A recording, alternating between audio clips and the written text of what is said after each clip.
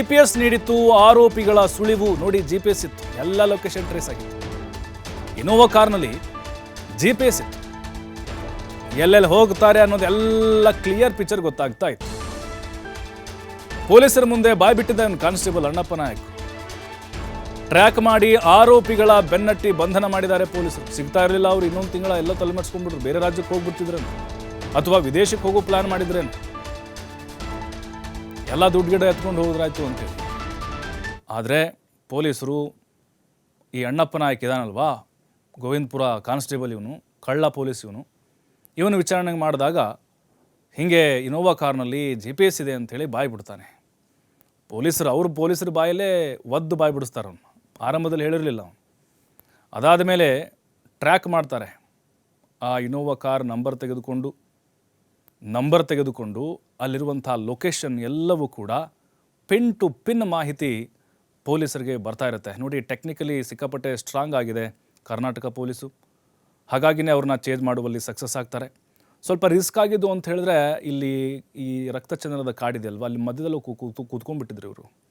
ಅಲ್ಲಿ ಸ್ವಲ್ಪ ಹುಡುಕಾಡಲಿಕ್ಕೆ ಪೊಲೀಸರಿಗೂ ಒಂಥರ ಸವಾಲಿನ ಕೆಲಸ ಆಗಿತ್ತು ಕಾಡಿನ ಮಧ್ಯೆ. ಆದರೂ ಕೂಡ ಬಿಡಲಿಲ್ಲ. ಬೆಂಗಳೂರಿನಲ್ಲಿ ಹಾಡಾಗಲೇ 7.11 ಕೋಟಿ ರಾಬರಿ ಪ್ರಕರಣಕ್ಕೆ ಸಂಬಂಧಪಟ್ಟಂತೆ ಮತ್ತಿಬ್ಬರು ಆರೋಪಿಗಳನ್ನು ಬಂಧನ ಮಾಡಲಾಗಿದೆ.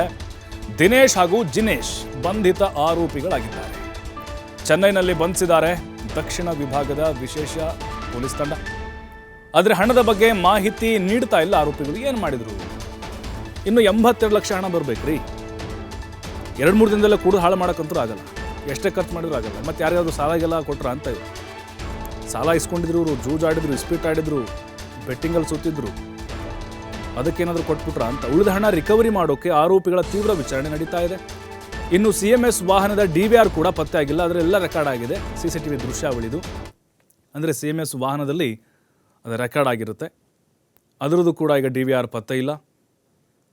ಇನ್ನು ಪೊಲೀಸರು ತಮ್ಮದೇ ಆದಂಥ ಸ್ಟೈಲ್ನಲ್ಲಿ ಬಾಯಿ ಬಿಡಿಸುವಂಥ ಪ್ರಯತ್ನವನ್ನು ಮಾಡ್ತಾ ಇದ್ದಾರೆ. ಆರೋಪಿಗಳು ಬಾಯಿ ಬಿಡ್ತಾ ಇಲ್ಲ. ಅರಣ್ಯ ಪ್ರದೇಶದಲ್ಲಿ DVRನ್ನು ಇವರು ಎಸೆದಿರುವಂತಹ ಶಂಕೆಗಳಿದ್ದಾವೆ.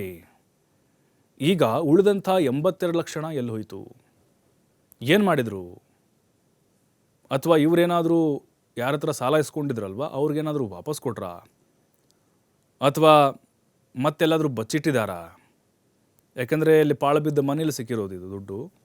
ಬಾಕ್ಸ್ ಒಂದು ಕಡೆ, ಹಣ ಒಂದು ಕಡೆ ಇಟ್ಟಿದ್ರು ಇವರು ಪೊಲೀಸರ ದಿಕ್ಕನ್ನು ತಪ್ಪಿಸ್ಲಿಕ್ಕೆ. ಬಟ್ ಈಗ ಉಳಿದಂಥ ಹಣ ಎಲ್ಲಿ ಹೋಯಿತು ಅನ್ನೋದಿನ್ನೂ ಪೊಲೀಸರಿಗೆ ಮಾಹಿತಿ ಗೊತ್ತಾಗಿಲ್ಲ. ವಸೂಲಿ ಮಾಡಬೇಕು ಎಲ್ಲವನ್ನೂ ಕೂಡ. ಎಕ್ಸ್ಟ್ರಾ ವಸೂಲಿ ಮಾಡಿದರೂ ಕೂಡ ಖುಷಿಯಾಗುತ್ತೆ. ಯಾಕಂತಂದರೆ ಹಾಡಹಗಲೇ 7.11 ಕೋಟಿ ಹಣವನ್ನು ದೋಚಿ ತಮ್ಮ ಚಟಕ್ಕೋಸ್ಕರ ಸಾಲ ಮಾಡಿಕೊಂಡಿದ್ದವರು. ಹಾಗಾಗಿ ಇನ್ನೂ ಎಕ್ಸ್ಟ್ರಾ ಪೊಲೀಸರು ವಸೂಲಿ ಮಾಡಿದ್ರು ಕೂಡ ಖುಷಿಯಾಗುತ್ತೆ ಎಲ್ರಿಗೂ ಕೂಡ.